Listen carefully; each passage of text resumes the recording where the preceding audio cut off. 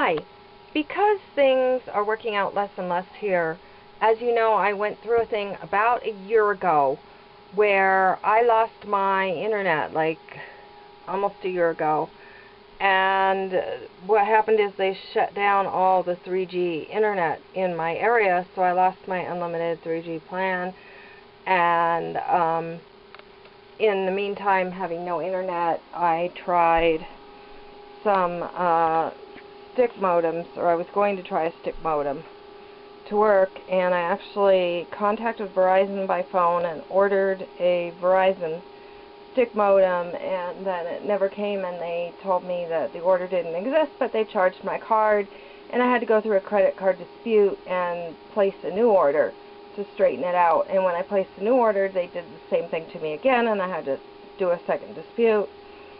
And then I got a unit similar to this one, and I'm going to backtrack a minute. Being that I cannot be around Wi-Fi or anything like that, and needing to get cellular internet and phone and be off-grid, if you've seen my previous videos, the phone box out there was set up, and these sticks and a home phone connect device that is straight talk using Verizon, it's like Verizon's home phone connect but cheaper, is out in that box, and then it's cabled here into the house so that I get my phone through the phone jacks like that's there on that wall, and I get my internet through, because a USB cable can only be like 16 feet. I use a special booster cable, and then that will put it into the computer. And then this goes into the other end of the booster cable out in the box. And so I went online initially and bought a UML 290 that's supposed to work on my version of the Mac.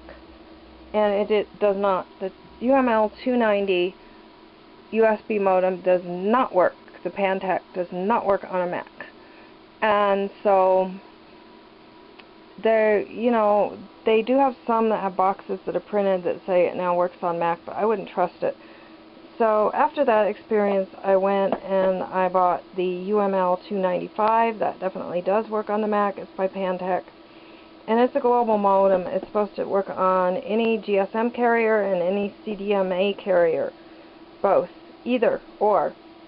So T-Mobile, whatever you want to use it on in another country, anywhere, it switches back and forth to whatever you need it to be. And so the data that I had bought for the original modem, and the store, I sent someone into the store. They promised to get it working. They didn't. And they put me into a long ordeal of being passed around. And after many hours and wear and tear on my health, I couldn't do it anymore, and nobody could get anything working. So I returned the modem and got this one. It was a UML 295, and then I was told by Verizon that I would have to rebuy data after not getting what I paid for the first time to do this. So I ended up having to rebuy it again. I actually filed a case against Verizon for the first SIM card with the data that I did not get and that they did not honor, because they promised to put it on this and they didn't. So, broken promises. I finally, was winning, and they finally settled and gave me my money back. They sent a settlement check. So that was terrific. The new data went on here, and this worked fine with the Mac. And it logs into their APN, which is how you log in with these with a browser. Unless it logs you up automatically, you have to use the APN to connect it. This device is a global, unlocked CDMA, which runs on Verizon and Sprint, and GSM, which run on T-Mobile and AT&T. After my gigabyte of data ran out, they still wouldn't apply what they owed me, and in the throes of the case, I just let it go.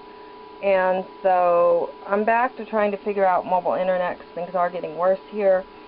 And tied to the place, because CenturyLink did finally hook me up after World War III because I had a box at my space. But I had to fight quite a battle to get them just to hook that box up. And that's how they are. A lot of times, most of the time, they will not hook you up. So don't think if you're going to move somewhere that you're going to get CenturyLink. It's a luck of the draw. You know, 99% of the time, if you're in monopoly homes in a HOA, I would say 50% of the time they will hook you up, 50% of the time they won't. If you're not, then 99% of the time I almost guarantee you they will not hook you up, box or no box. So basically, this stick worked. During the day it wouldn't stay connected for more than a few seconds, and at night it worked pretty okay, but nothing like the 3G worked. Nothing like that, because they've closed the 3G down. This is 4G LTE. The 4G LTE Verizon offers is not as good, and it cannot fall back on the 3G, so they basically do not have as good a service as you had with the 3G. And so the next thing I did was I went and put an AT&T SIM card in here. Actually, somebody was taking a business trip out of town because we don't have an AT&T store in my town. And so it's not a real AT&T store. It's just got the logo on it, but it's not a real store. And so they went out of town on a business trip and took the receipt, but forgot to take the device into the store, so it left me with the wrong size SIM card, basically. And AT&T refused to make it correct, and so I ended up finally having to buy a adapter that would adapt it to the right size. And when I put it in, then AT&T wouldn't allow it to work. They told me that they were only going to let the stick work on a postpaid plan. So what I did next was I purchased this Cricket. It's a Huawei, and it's a device. Here I will show you on the computer what I had purchased. So it's basically a Cricket device, branded device. It's unlocked, and it's a GSM device. But here in the listing, it states unlocked modem, USB, 4G, LTE, Huawei E397u-53 worldwide hotspot service required. Only T-Mobile in the U.S. So this is designed to work with T-Mobile and only T-Mobile in the U.S. So what had happened is I had that one didn't come, and I had been fighting AT&T.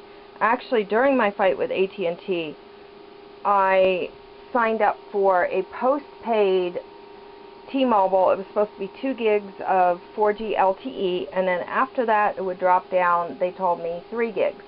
The store told me that, and then I actually ended up ordering it online because the person who was going into the stores was so frustrated dealing with these dishonest companies, they won't go into the stores for me anymore.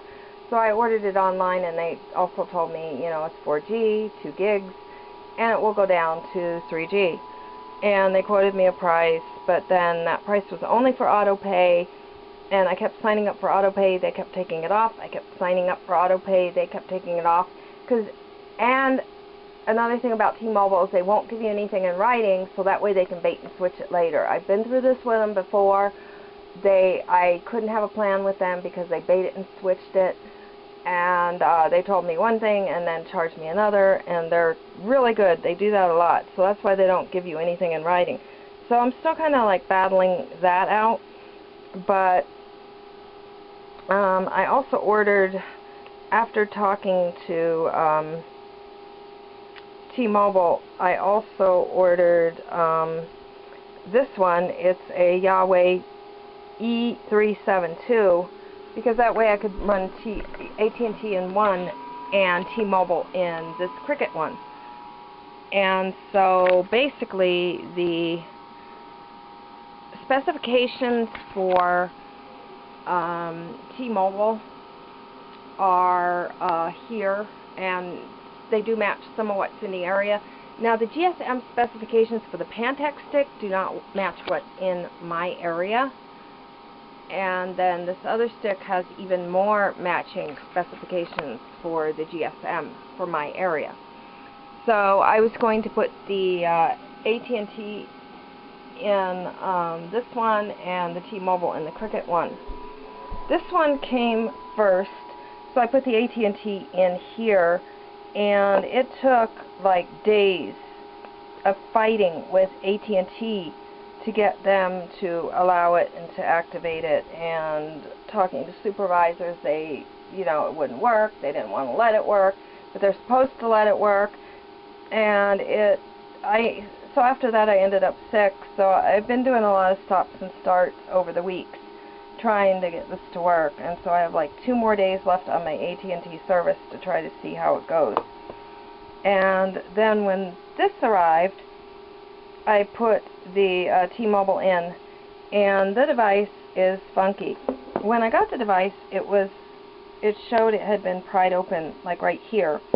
Somebody had already opened it and probably returned it for not working, and so now I've got this buggy device that won't work, and I'm fighting with the seller to try to return it, and I finally did get a return label through an Amazon A to Z claim. I finally did get a return label to return this. So now I have to find somebody to take it in to the post office, and so basically this did not work. It's supposed to work on Mac 10.5 and above. I'm running 10.6.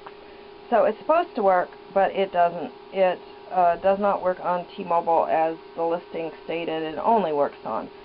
And I don't think the device, I think it's defective and not working at all. And I know that from what the listing and the reviews say, it doesn't really work on Cricket.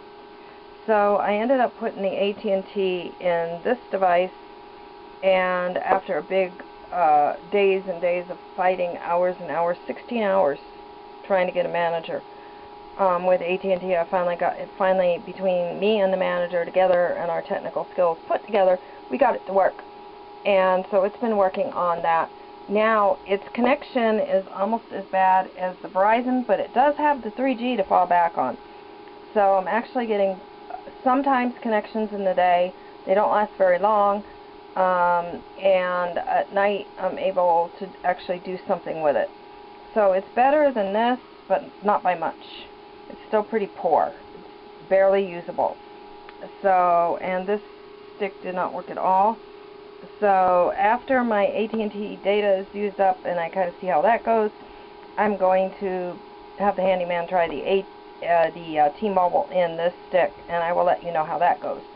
So that's kind of where I am with the project. Like I say, I'm going in fits and starts because the phone time with these companies is exhausting, and I end up with like a flu for 4 days after I'm done with it, and so I'm having to take really long bed breaks and downtime, which is how it is with fibromyalgia and Sjogren's and all that. So, but I wanted to just keep you posted on what I'm doing for mobile internet, so I can also be free to move into another space other than this one, another place, another spot, another state. So if you like, hit like, subscribe, share, and stay tuned for more on what I'm doing for mobile internet. Oh, and by the way, these devices are all stick modems. They do not provide any Wi-Fi, so they do not transmit. For somebody who's sensitive, that's important. They can operate, be turned on and off through the cable, plugging the cable or removing the cable from the computer, and they can also, you know, provide it directly through the cable. Now, this cable is the one I have it running on now. If for some reason something's not working, the first thing I'll try is plugging it in, have the handyman plug it into the second cable to make sure it's not the cable, because cables do go. So always check and make sure it's not your cable before you assume something doesn't work. So that's what we did with this. We know it's this not working. So if you like, hit like, subscribe, share, comment, and have a great day.